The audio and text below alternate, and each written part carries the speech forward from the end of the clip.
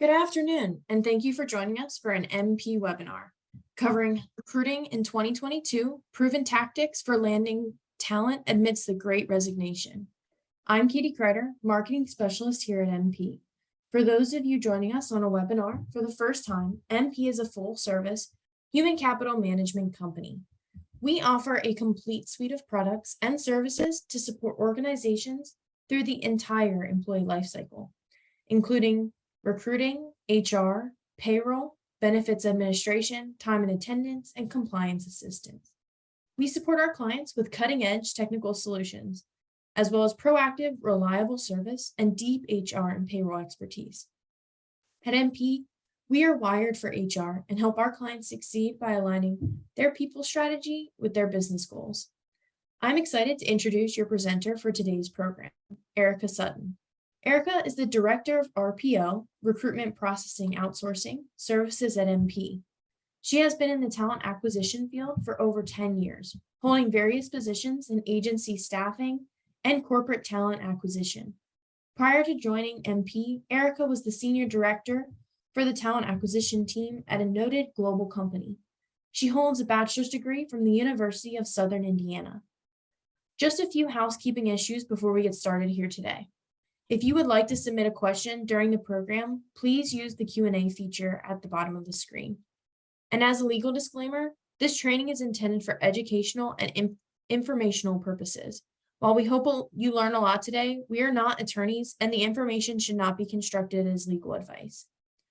We will also be sending out the recording of the webinar later today, along with the slides. And with that, I'm going to hand the mic off to Erica. Thank you, Katie. Good afternoon, and thank you for joining today's webinar over the Great Resignation. The Great Resignation is certainly a buzz phrase these days. So as I was preparing to speak about this topic, I told my husband it would be likely one of those yearly highlight topics in the back of many yearbooks in 2021 and 2022. Or at least I think they still do that these days. It's been a while for me since I've received a yearbook from high school. But the Great Resignation has been said to be composed of really 4 different driving factors. The first being job openings. Many jobs that were suspended or lost in the 2020 pandemic have returned in 2021 and 2022, providing employees many options when it comes to where and when they'd like to work. The second factor is burnout.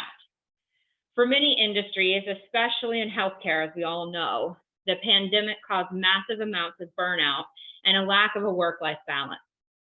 The third is the turn towards remote work. The pandemic forced a lot of employees to work from home.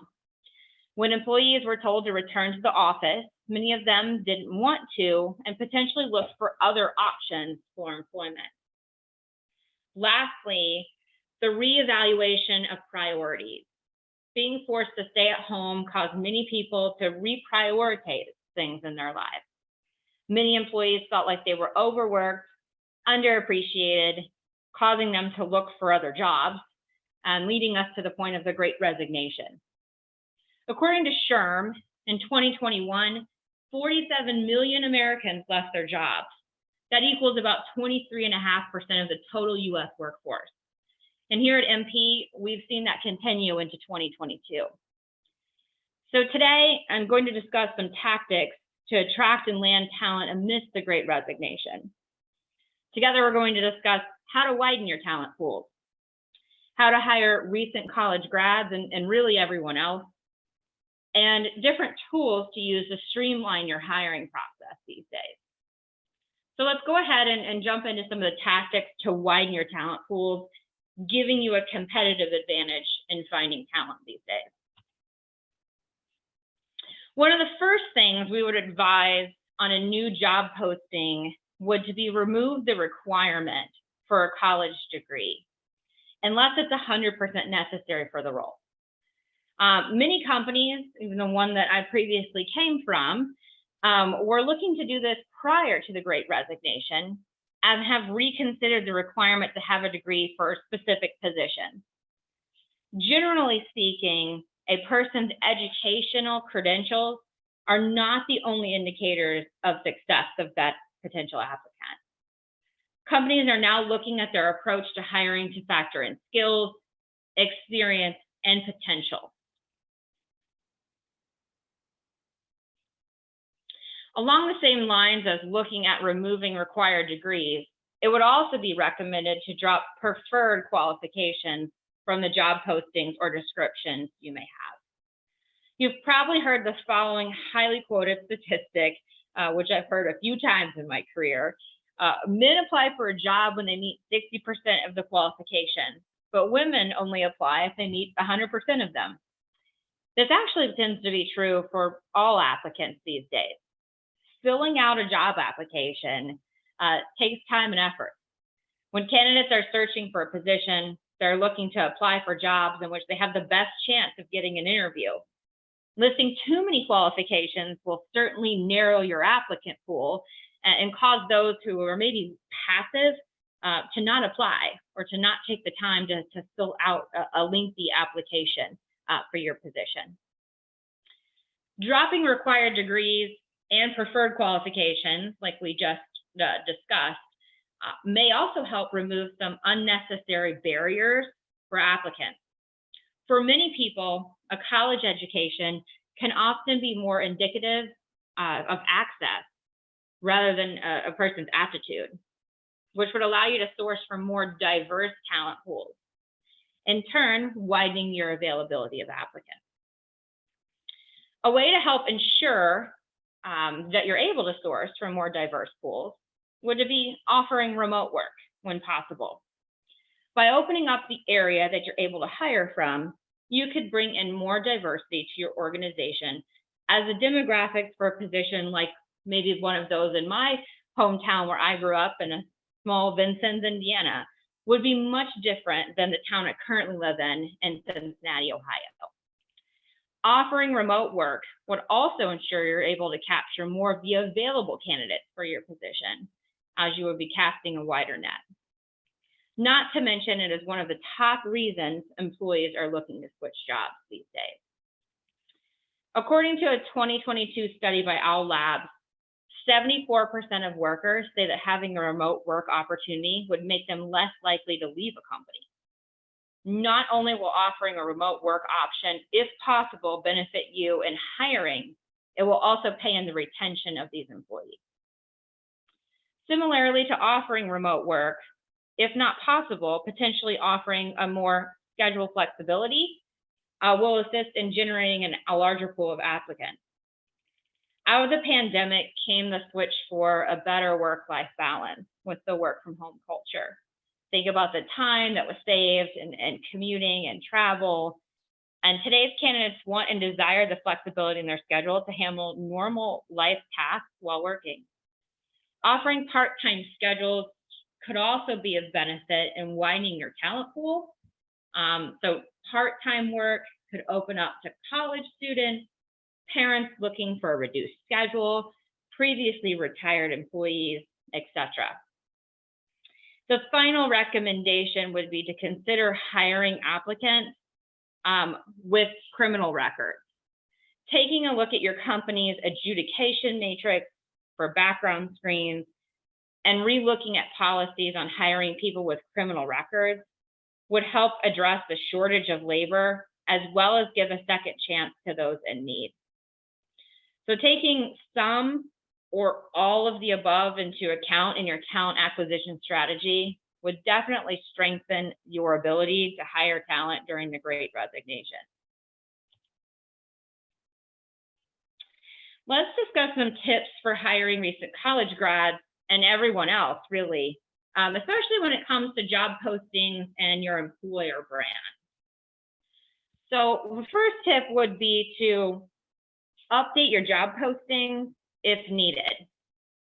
One of the best ways to recruit employees is by updating job postings, especially when it comes to recent college graduates. The tone of the posting is very important. Employers should write job postings and not descriptions that sell the position and the employer brand. So if you think about the difference between a job posting and a job description, those postings are going to be shorter, easier to read, more bullet pointed, as compared to a job description, which could list all duties of the job and be more formalized.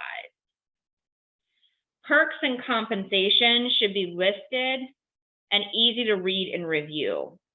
Job duties should include the most crucial and attractive points of the position.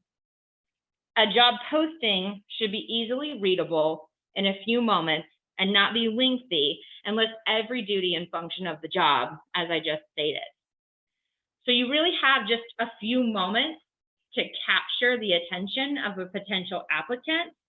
And you don't want your job posting to be too long that they didn't read the entire listing.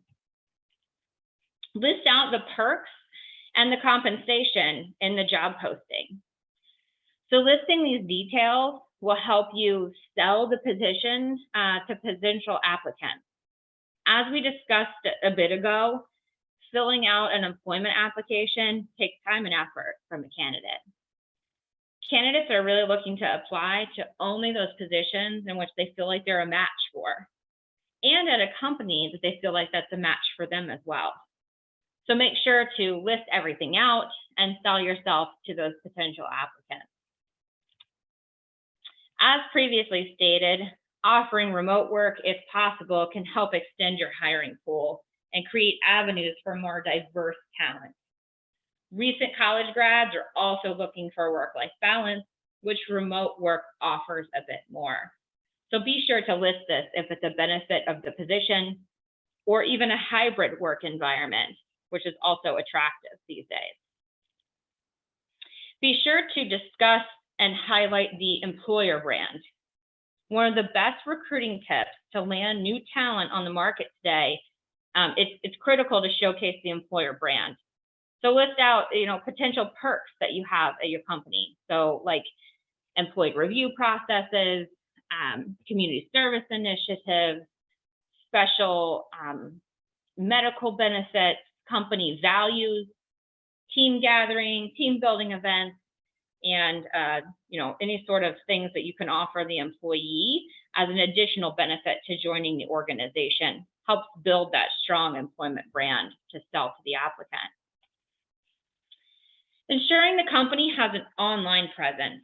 So we all know we live in the world of Google searches. We Google search everything.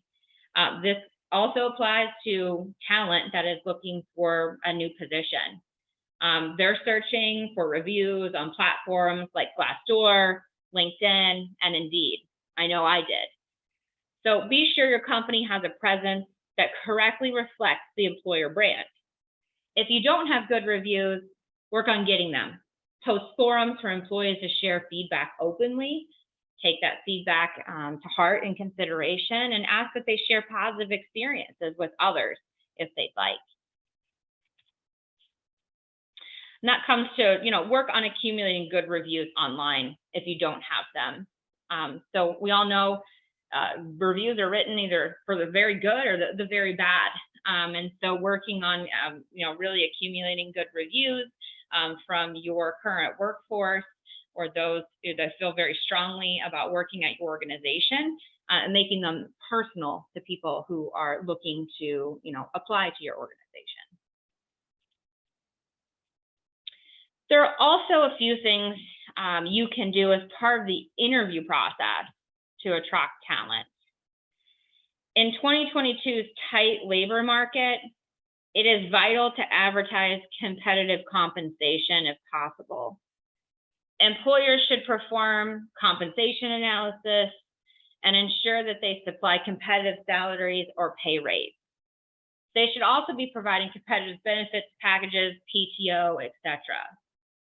Employers with less resources may need to be creative about what they offer candidates. So if compensation isn't able to be at the high end of a range, perhaps you consider other perks like more PTO, discounted gym memberships. I've even seen pet insurance, free therapy, those sort of things that could offset potentially not being able to offer a higher compensation for those positions that you're looking to hire for. Many employers must improve their company culture to boost employee retention right now. So one of the best recruiting tips that I love to land new employees into the organization is really to showcase that employment brand that we've been talking so much about.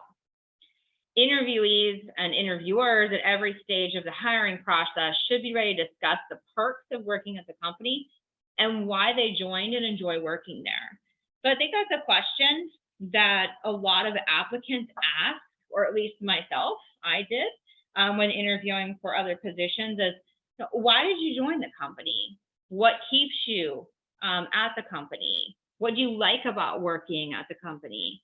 And so making sure that anyone who's involved in the interview process or hiring managers know the answer to those questions, right? Like, why did you join?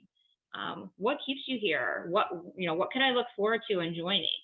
I think and having a strong, consistent message throughout really helps your ability to attract top talent into the organization. And then showing candidates a clear path for growth. So showcasing the opportunity for growth is particularly vital when recruiting recent college graduates. I think almost every interview that I've completed recently, and I've asked, what are you looking for in your next opportunity, is the ability to grow and learn new skills, take on new assignments. And so really, employers should help candidates see open roles as more than just jobs. It's really a career path or a stepping stone in the career path. And like, what could you do as an employer to assist that employee in gaining new skills? So even if you can't offer the employee a higher role, they can still, get training or the opportunity to develop new skills and work on other projects and grow their skill base to be able to maybe move into a larger role one day. Those things are all things during the interview process to help, sell the employment brand and ensure that you're highlighting, why you want to join this organization and the position that we have open. Some final tips on the hiring process itself. The first of which is probably the one I'm most passionate about: streamlining your interview process. So cutting down on the number of required interviews. As a rule of thumb, at MP, HR's, RPO team, we would recommend no more than 3 interviews for most positions. There may be some positions that you may have to go a little bit higher, but for most cases, we truly believe 3 interviews should be able to seal the deal and make a decision on the proper candidate. Pick the right interviewers up front. Who needs to be interviewed, involved, and why? So if it's the hiring manager, of course, they may need to be involved in the interview. If it's the next person highest up, then they need to be involved in the interview. But as you start to add other people into the interview process, really start wondering, why is this person critical? Will they cross-function work with the new person that we're trying to hire? And really, think about who needs to be involved in the interview process and why. Next, decide how, when, and where to conduct the interviews and for how long. So are you looking to do in-person, Zoom interviews, phone interviews? Will they be panel interviews where there's 2 people joining the interview or just 1? And how long would those interviews be? Prepare interview questions ahead of time or create hiring guides by position. So you may have positions at your company that you hire at high volume and a lot. Highly would recommend creating, interview guides with specific questions that should be asked by each interviewer. This helps eliminate bias and helps keep interviews really running on a proper schedule. Ensure the candidate is well informed of the process. So provide dates, times, links, interviewee names ahead of the interviews. And then lastly, where most of my passion comes in, is stick to your plan. Working in the RPO world, myself and my team of recruiters experience the good, the bad, and the ugly when it comes to candidate interview experiences. Once scheduling an interview with a candidate, Do what is necessary to hold that time and stick to the committed plan. Trust, we know things happen. Things happen for myself as I look to interview new talent for my team. But really creating that sense of this is important, your interview time with me is important, we're really looking to fill this position is important. Candidates are still looking for opportunities outside of your organization while they're interviewing with you. So moving an interview multiple times or adding additional interviewers in mid-process can make a candidate feel nervous about the stability of your organization or how you're feeling about that position.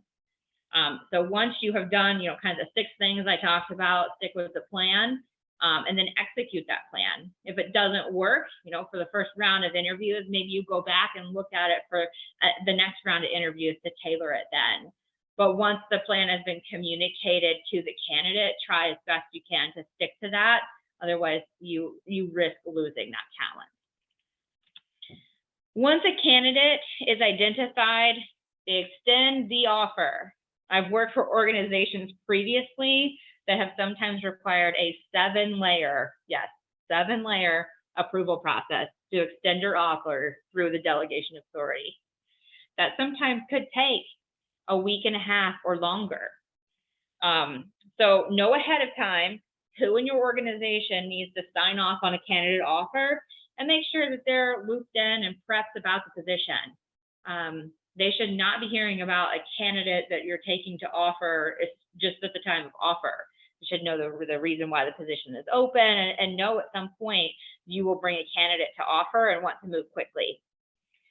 Once a candidate has been identified, work to extend the verbal offer within 24 hours of their last interview, if at all possible. Remember, like I just stated before, candidates are not just considering your organization, but many others as well. So they're applying to jobs all day online if they're looking.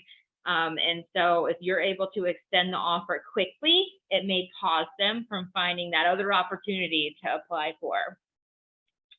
Once you do deliver the offer to the candidate, advise them of a timeline in which they must accept or decline the offer. Doing that ensures that the candidate makes a timely decision and isn't just using your offer as a bait for another. So close that window. Once the offer is accepted, hopefully it is, do not allow the start dates to be pushed back too far. So in order to do that, you need to ensure your onboarding process, including any background or drug screens, allow a candidate to start within at least 2 weeks' time. If it's taking longer, you're at risk of a counter offer to your candidate or another competing offer from another company to come in. Stay in touch with your candidate throughout the process to provide updates throughout their start date, making them feel comfortable about what's going on in their hiring process, which in turn then stops them again from looking for another opportunity. Doing these things in the hiring process will allow you to move quickly to obtain the talent you've worked so hard to acquire these days.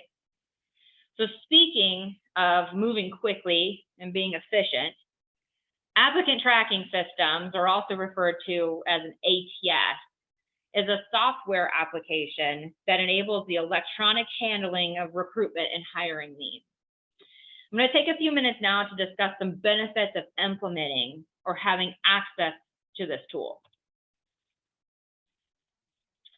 So why does my business need an applicant tracking system, or ATS, in terms of hiring and best practices for you?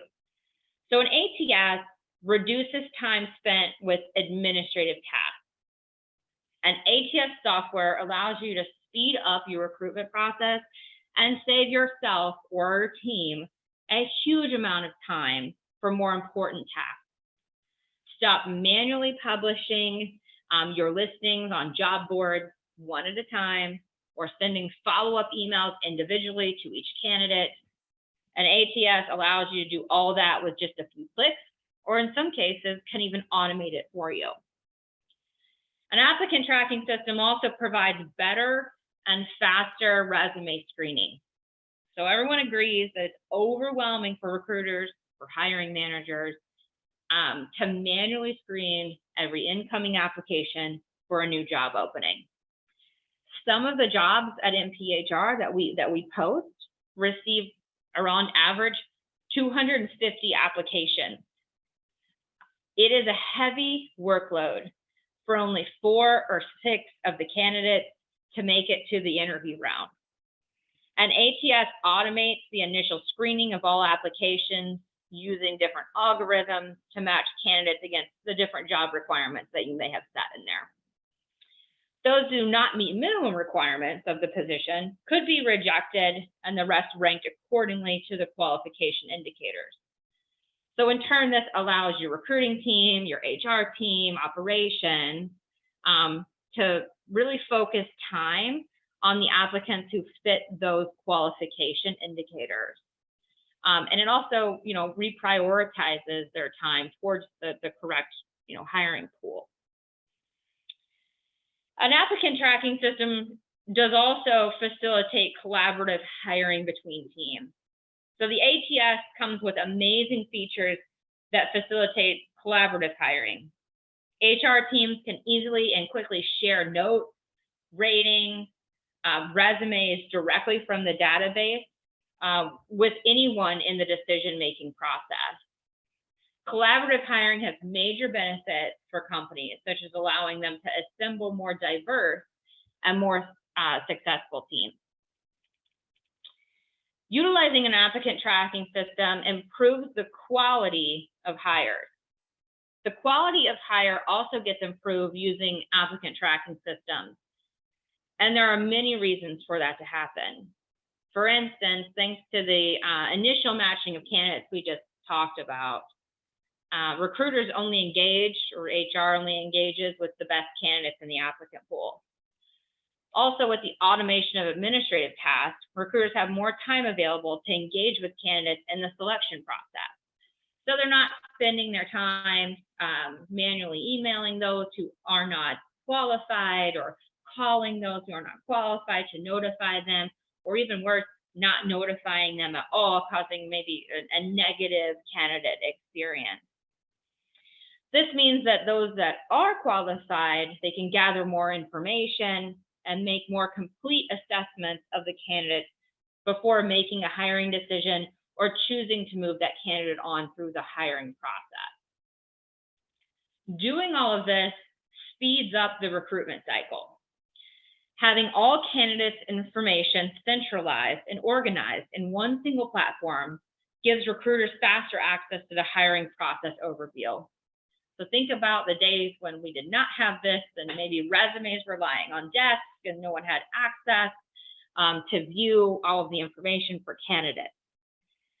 Automated communication features also increase the recruitment cycle, making it quicker to provide general follow-up and to move candidates through the next step.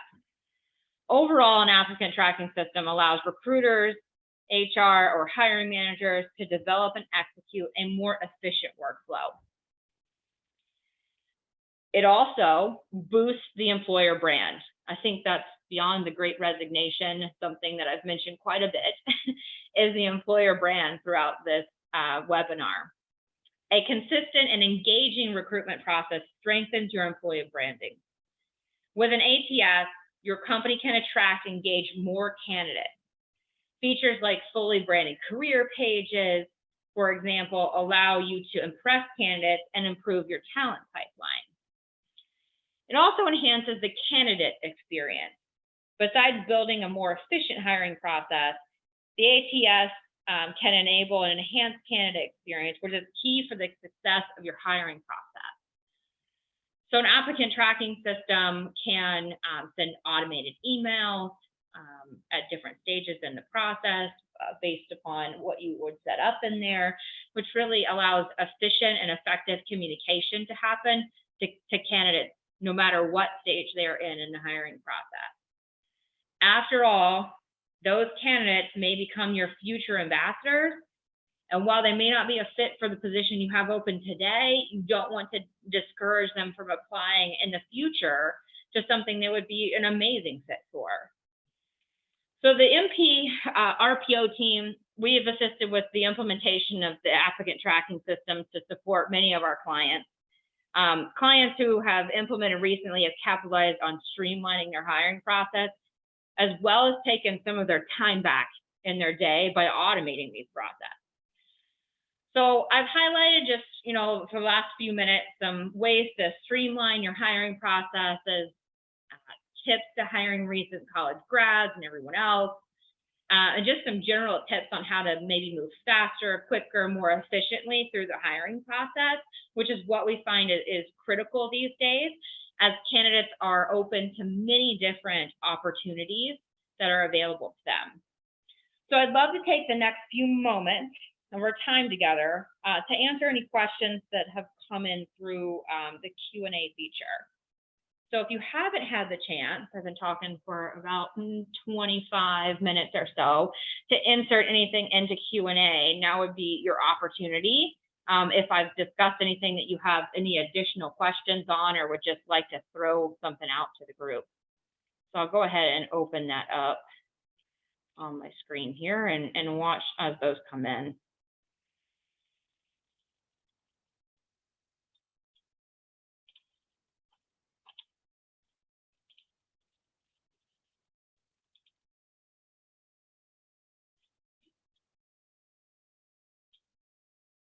Okay. So a question that was asked: my organization does not have formal job postings. How do you suggest we go about writing them? So I would guess the organization has maybe some job descriptions that could maybe be turned into postings. So there are a lot of templates available online for effective job postings that would be easily searchable to start that activity. Of course, you always engage with your HR team that would be supporting your organization. But it's critical that your company's job postings are compliant for the job and consistent throughout. So it's really good to develop a template that you would use on every single one to really drive that employment brand that we were talking about throughout the webinar today. So job postings should also, like we said, be different from job descriptions. So really, I think my best tips would include an overview of the position and maybe a little bit about the company at the top. That's what we see a lot of the time. Use clear and concise language. So bullet point out, what are the main job duties and requirements of the position. Drop those preferred qualifications out of there. And then use clear and concise language to include the salary and benefit info in like a perks section to really define the duties of the role. So if you created just a simple template for like a job posting, then you could probably take your job description and transfer that into a posting that's well branded.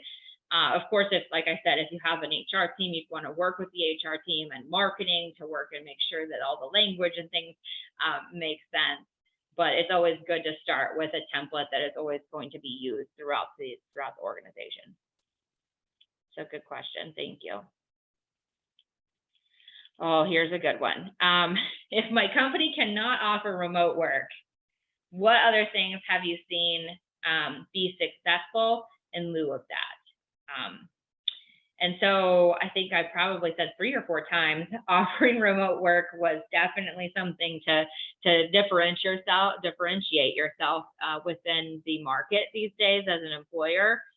So, and there's lots of organizations that's just not possible. You need, employees to be on site to get the work done. They need to be in the office.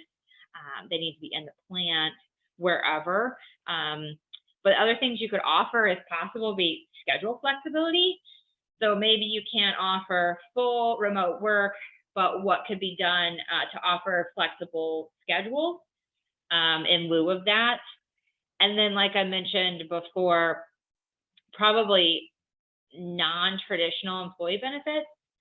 So, paid volunteer time, extended paid leave, company holidays, different shutdowns, education assistance. Oh, another good one would be, the education or just upskilling assistance. So as we talked about, recent college grads wanting to move from, stepping stones in their career, like tuition reimbursement would be part of that. Health and wellness has been big throughout the pandemic. Transportation, the price of gas right now, I don't think we need to talk about it. Childcare benefits. So I'm just thinking about myself and what would be appetizing potentially as a non-traditional benefit if remote work was not an option. So really working with your HR team, maybe even surveying your population of employees to ask, what would be appetizing to you? What would you really like us to offer, to see? Could help generate, what would be appetizing for other people to join the company as well. Okay, let's see what else. There's a question about the typical cost in an applicant tracking system. It's hard to quote that. So applicant tracking systems have various pricing models. So some of them I've seen be pay per job, pay for a recruiter license, a flat fee. So if you have any, you're interested in learning more about the applicant tracking system, the MP RPO team would be happy to demo our ATS solution. So if you're interested, just I'm about to give you my email address and Tracy Westcott's email address. Please just reach out to us an email, and we can show you just a quick demo of our applicant tracking system, which is very similar to, and has benefits to others that are on the market as well. Okay, what if we work at a small company and do not have access to HR or recruiters? All of the hiring falls on operations. This sounds a lot like a previous organization that I had worked within. I'd highly suggest you look into services like MP provides, such as our RPO team. This isn't a sales webinar, but over 60%, and the statistic of all companies, 50 employees or higher, outsource some part of their hiring process. And that's really to give the time back to HR or operations and business leaders who need time to do other things other than job postings and descriptions and managing the ITS solution. So again, if you're interested in hearing more about that, reach out to Tracy and I by our numbers on our next slide I'm going to provide. Okay. And the last question I see here is, our company has recently had a lot of offer declines or acceptances and then no starts. How do you recommend we lower this number? So this is really big right now. Top talent who is looking to leave an organization should really expect and know that a counteroffer is likely to come from their current employer. So as we work with our recruiters on our team, it's really about talking about these things in the hiring process. So highlighting, why are you looking to leave your organization that you're working for now, and then reminding the candidate of that at the time of offer. We discussed at the beginning, you were looking to leave X organization because you wanted a better work-life balance, or you wanted more tasks, or wanted to be part of this team, or whatever it was that they were looking to leave for, and remind the candidate of that during the offer process. So a bump in pay is likely to come via a counteroffer, but it's not always going to fix everything about why the candidate's looking to leave. So the ability to kind of talk about that, be upfront about it, the candidate's aware it's probably coming to them, they start thinking about that as an option, would help in navigating that awkward situation with a current employer and your maybe employer coming up that has just offered you. And then the other two things I talked about too, shortening the time to offer and shortening the time to start. So, candidates are applying to many different jobs and opportunities. If they're looking at yours, they're probably looking at others. So be quick. That's why those applicant tracking systems are very helpful. They get the resume into the right hands and start the process off. When you know you want to offer someone, try to get that offer out the door and then shorten the time to start. So the longer somebody waits to start the position, the longer you have to, keep them warm and be worried about them starting. Whereas if you could get them in the door, within that 2 week time frame, and get them engaged and a part of the culture of your new organization, obviously that's just going to be better for everyone involved and help to stop some of those candidates that are declining last minute or not showing up on the first day, even though that they've accepted, otherwise known as ghosting. We see those things from time to time, but there are some things you can do, like, shortening the time to offer, shortening the time to start, and talking about those things up front about counter offers, and then staying highly engaged with that candidate and new employee until they step foot in the door, would be my recommendation. So Katie, that's all that I see right now in the chat or in the Q&A. I don't know if you're seeing any other ones in there, but I was going to turn it back over to you. Awesome. Thanks, Erica. Yeah. Lots of valuable information on recruiting in 2022. The MP HR team is here to guide your organization on any HR compliance issues. If you would like to learn more about how we can assist your organization, please visit our website to set up a short 15-minute call. Be sure to join us next week for our webinar on FMLA best practices to reduce legal risk and ensure compliance. Visit our website to register to see the full calendar of upcoming events and available resources. We will be sending out a recording of today's webinar with the presentation slides this afternoon. Thanks for joining us and have a terrific day.